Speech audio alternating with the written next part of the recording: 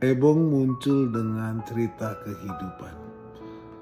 Saat ini Ebong ingin bercerita tentang berbagai ragam kehidupan yang kerap kita temui tapi terlihat kontradiktif.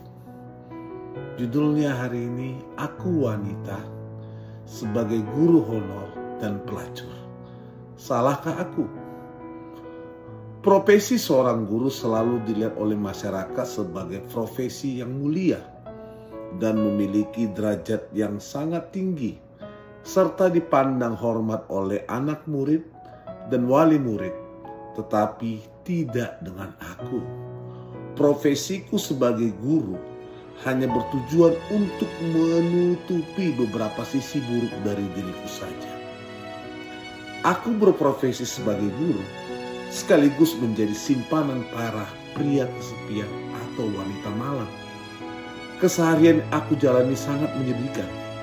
Setiap malam aku hanya menjadi pemuas nafsu para pria kesepian yang brengsek. Aku memiliki seorang suami dan 2 orang anak perempuan yang masih bersekolah. Mereka sangat menyayangi diriku. Aku pun sama. Sangat menyayangi kedua anakku dan suamiku merupakan seorang pengangguran. Kami hanya tinggal di kontrakan sederhana dengan cat tembok yang sudah mengelupas. Memiliki 2 orang anak yang masih bersekolah dan ditambah kebutuhan sehari-hari membuat aku terpaksa untuk melakukan pekerjaan kotor ini. Upah seorang guru honorer bisa dikatakan tidak mencukupi segala kebutuhan sehari-hari kami yang harus aku penuhi seorang diri. Suami dan kedua anakku tidak mengetahui jika diriku mempunyai pekerjaan sampingan yang sebenarnya tidak aku inginkan. Alih-alih hanya bekerja sebagai seorang guru, dapat memenuhi segala kebutuhan yang harus dipenuhi. Karena itu, aku mengambil pekerjaan itu. Pekerjaan ini berawal ketika aku terjerat utang dan tagihan listrik, serta bayaran sekolah kedua anakku yang pada saat itu sudah menunggak 3 bulan. Aku sangat stres dan kebingungan.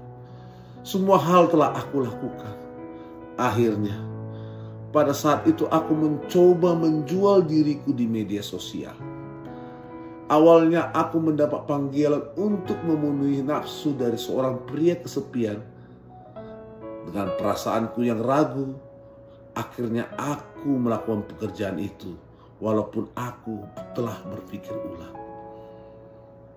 Pikiranku saat itu, dengan hanya menemani pria itu semalaman, aku bisa mendapatkan uang sebesar 500.000 rupiah hanya dengan sekali bertemu saja. Setelah kejadian itu, aku tertarik untuk melanjutkan pekerjaan ini. Bayaran pertama untuk mencicil utang dan bayaran sekolah anak. Sebagian lainnya untuk memenuhi kebutuhan dapur.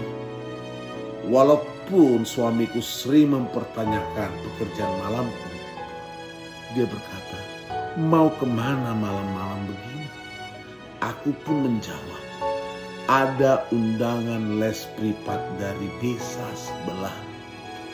Hanya dengan berkata seperti itu, suamiku terdiam dan dia pun melanjutkan menonton televisinya.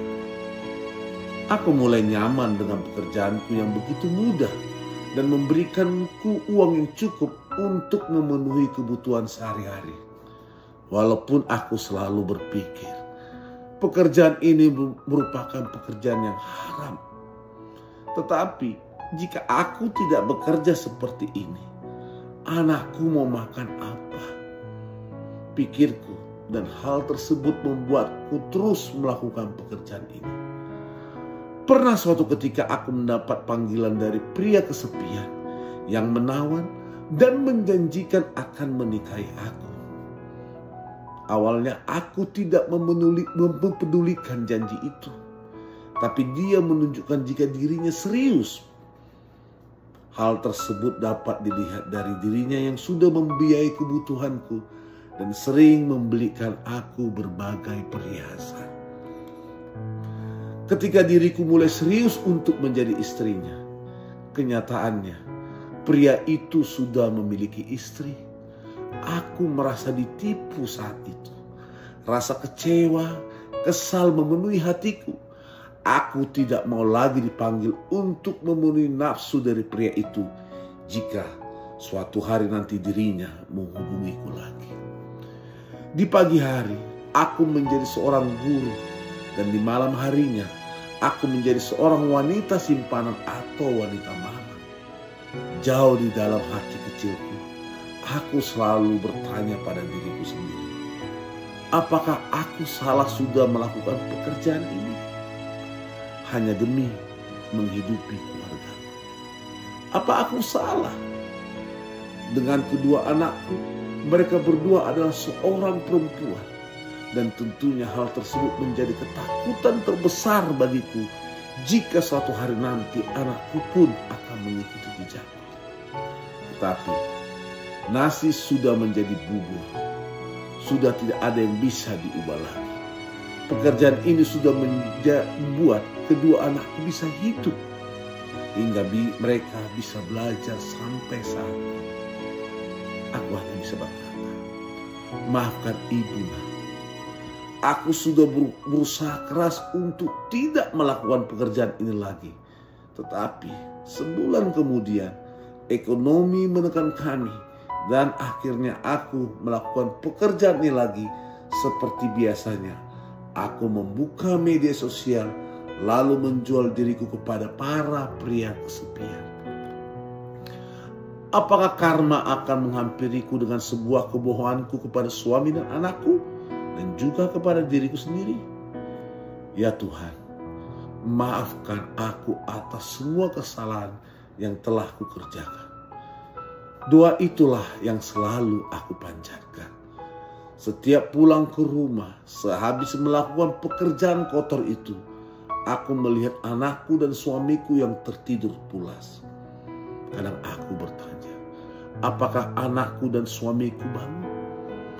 Hal yang selalu menjadi pertanyaan dalam diriku saat melihat anak dan suamiku tertidur. Di pagi harinya, seperti kebanyakan ibu rumah tangga lain yang memasak untuk anak dan suaminya, ibu, aku minta uang jajan untuk sekolah. Suara anakku yang biasa dilakukannya setiap pagi. Di tas ibu, nak, ambil saja. Ibu sedang memasak, ucapku kepada anakku. Saya pergi ya. Suara suamiku yang ingin pergi entah kemana. Tetapi aku percaya kalau suamiku pergi untuk melakukan tugasnya sebagai suami. Dan seperti biasanya, aku pergi melakukan pekerjaanku sebagai guru di sekolah dengan gaji yang kecil. Dan malamnya aku mulai bekerja sebagai wanita pelacur. Selalu seperti ini setiap hari. Pekerjaan malam yang tidak diketahui oleh keluarga menjadi kebohongan terbesar. Apakah aku masih pantas menjadi seorang ibu? Walaupun yang aku kerjakan sebagai wanita malam hanya untuk memenuhi hidup. Biarkanlah Tuhan yang menilai, bukan manusia. Dan segala konsekuensi ke depannya, walaupun itu begitu menyakitkan, aku hanya dapat berdoa. Semoga orang yang kucintai mengerti. Aku melakukan ini untuk mereka. Terima kasih.